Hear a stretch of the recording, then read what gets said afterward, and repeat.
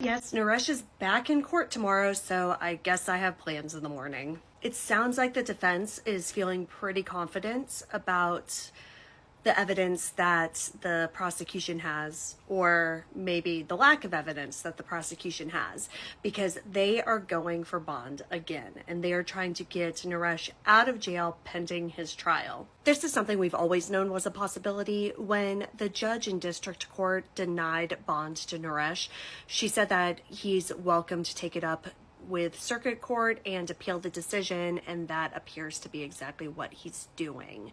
So this is obviously scary because, of course, there's a chance that he could be granted bond. But what it also means is that we're going to find out more information, because what the prosecution has to prove, not beyond a reasonable doubt, but just prove enough to the judge, is that Naresh is either a flight risk, a danger to the community, or both. Now, last time we had a bond hearing, that's when we heard about, he had his passport and the baby's passport out. It looked like he was getting ready to leave. Then we got a lot of the information about like the blood evidence, right?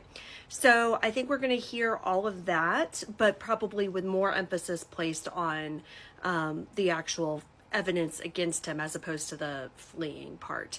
What I also expect the prosecution to bring up is how letting Naresh go means that he'll have a chance to further hinder their efforts to find Mamta's body. And this is something that the prosecution used as an argument in the Paul Flores case. Paul Flores was recently convicted of murdering Kristen Smart. It was a no-body case. And the prosecution argued against bond for him for that reason, that they believed that were he to be let out, that he would be able to basically hide Kristen better than he already had.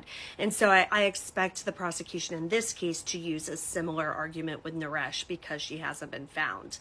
I'm also wondering if this is yet another way for the defense to get a better idea of the prosecution's case, because they're not going to just rehash the evidence that they had in the first bond hearing.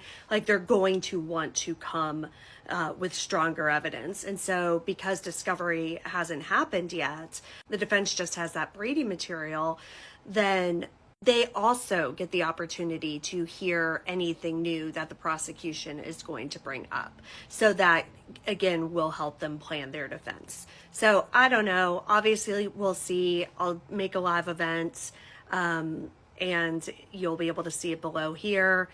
But that's where we are. We've got another bond hearing Thursday, September 19th at 9:30 a.m., and I will be going live after.